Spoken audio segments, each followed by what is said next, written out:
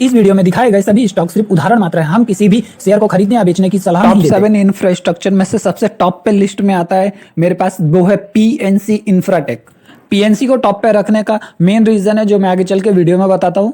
सबसे पहला prime reason यही है कि इसका जो आरओई है वो ROE on an average 5 years में से इस ईयर जो है लास्ट क्वार्टर है उसमें बहुत अच्छे से ग्रो हुआ है और कंपनी ने अपने CAGR जो ग्रोथ होती है उसको अनबीटेबल करते हुए जो नॉर्मल उसका ग्रोथ है 35% का है उसको 35 को कन्वर्ट किया। इस बार उन्होंने 51 में कन्वर्ट करके दिखाया है।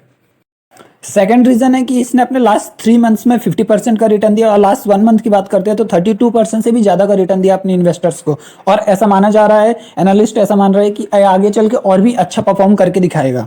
पीएनसी इंफ्रास्ट्रक्चर्स में शेयर होल्डिंग की बात करते हो तो इसमें मेजोरिटी स्टेक प्रमोटर्स का है जो 56% से भी ज्यादा है। देन उसके बाद जो स्टेक निकल के आता है वो म्यूचुअल फंड्स के पास है। म्यूचुअल फंड्स के बाद 22% से भी ज्यादा का स्टेक है। और वहीं में अगर फॉरेन इंस्टीट्यूट्स की बात करूं तो अप्रोक्सीमेटली 6% का शेयर होल्डिंग फॉरेन इंस्टीट्यूट्स के पास है। एंड देन उसके बाद 1.56% का शेयर होल्डिंग इंश्योरेंस के पास है और जो बचा हुआ 14-15% का स्टेक है वो पब्लिक शेयर होल्डिंग में है।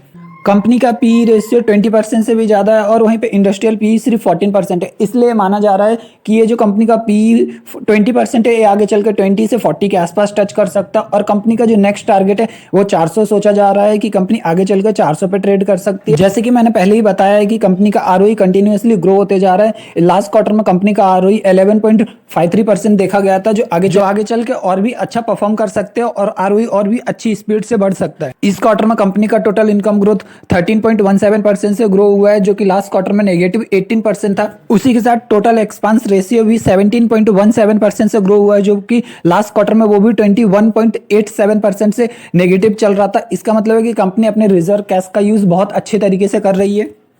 क्वार्टरली अगर टोटल इक्विटी ग्रोथ की बात करते हैं तो 26.17% से इनका क्वार्टरली ग्रोथ हुआ है। और अगर मैं डेट टू इक्विटी रेशियो की बात करता हूं तो वो 1.28 देखा गया है।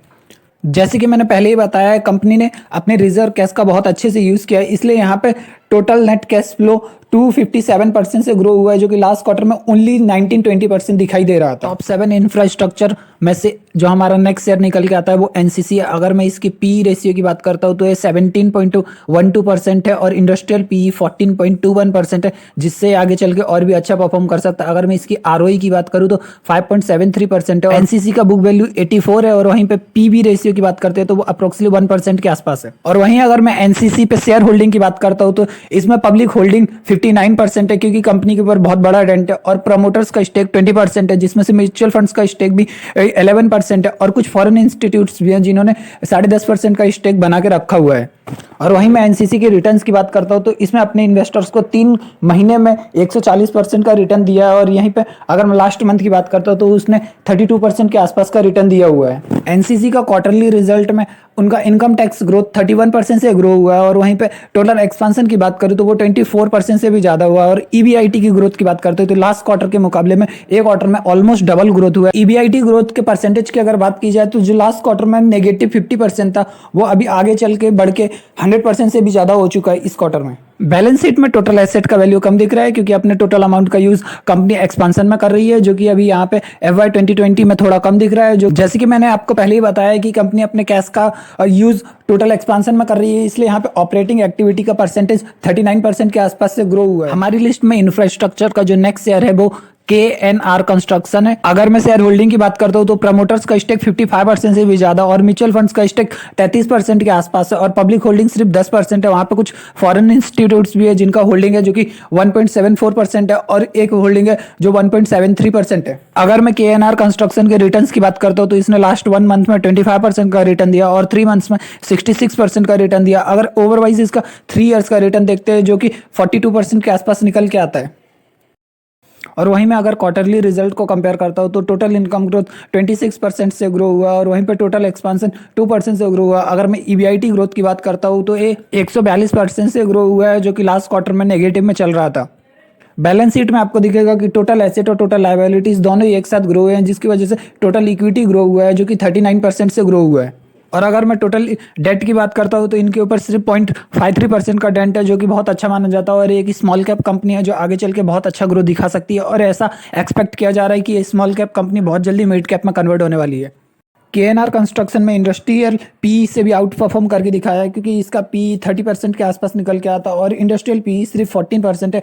और अगर मैं इसकी बुक वैल्यू की बात करता हूँ तो ये बुक वैल्यू 121 के आसपास निकल के आता है और ROE 6% के आसपास है। जो नेक्स्ट शेयर है वो है L&T। अब इसके बारे में मैं आपको बताऊं तो इसने 3 मंथ्स में 58% से ज़्यादा का रिटर्न दिया है और ये आगे और भी अच्छा प्रोग्रेस कर सकता है। अगर होल्डिंग की बात करते हैं तो इसमें पब्लिक होल्डिंग 45% है, फॉरेन इंस्टीट्यूट्स का होल्डिंग 21% है और इंश्योरेंस का होल्डिंग 18% है। अगर मैं इन दोनों को ऐड कर देता हूँ अप्रॉक्सिमेटली 18% के आसपास आता है और इसी में लेस देन 15% का होल्डिंग म्यूचुअल फंड्स के पास भी है और थोड़ा सा स्टेक 0.5% का गवर्नमेंट ने भी एक्वायर किया हुआ है। मैं L&T के PE रेशियो की बात करूँ तो ये 91% से भी ज़्यादा और इंडस्ट्रियल PE 14% से ज़्यादा है। और अगर ROE की बात करते हैं तो कुछ 4% के आसपास निकल के आता है और इसका PB वैल्यू 3.64% है और कंपनी का डिविडेंड यील्ड भी अच्छा है। डिविडेंड यील्ड की बात करूँ तो ये 1.19% निकल के आता है और अगर बुक वैल्यू की बात की जाए तो ये 416 से भी ज़्यादा है, जो कंपनी के लिए बहुत अच्छा माना जाता है।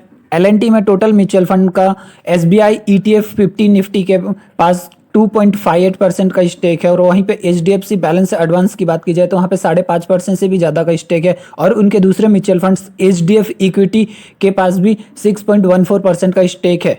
अगर मैं L&T के लास्ट क्वार्टर्स को कंपेयर करता हूँ तो इनका टोटल इनकम ग्रोथ 16% से ग्रो हुआ है। वहीं पे EBIT की बात करते हैं तो वो कुछ 350% से भी ज़्यादा ग्रो हुआ है। L&T के total assets year wise grow हुए हैं और उसमें आपको दिख रहा होगा कि टोटल एसेट ग्रोथ 10% है तो वहीं पे टोटल लायबिलिटीज भी 10% है और जिसके साथ टोटल इक्विटी ग्रोथ 10% निकल के आता है, जो कि लास्ट टाइम से बहुत कम है। तो आप इससे समझ सकते हैं कि ये शेयर अभी भी अंडर परफॉर्म किया हुआ है। मैं डेट टू इक्विटी रेशियो की बात करता हूं तो ये 2.11% है, जो अभी कोविड के बाद कंपनी फिर से स्टार्ट हुई है तो इन्होंने डेंट लेके चालू किया है, जिसकी वजह से डेट टू इक्विटी रेशियो थोड़ा बढ़ चुका है। हमारी लिस्ट में जो नेक्स्ट शेयर निकल के आता है वो HG इंफ्रा है। अगर मैं इसकी बात करता हूं तो इसका पी रेशियो 11.0% है, जो कि इंडस्ट्रियल पीई से कम है, मतलब कि स्टॉक ने इंडस्ट्रियल पीई से भी अंडर परफॉर्म किया है। कंपनी का ROE ऑलमोस्ट 19% है और बुक वैल्यू 133 है।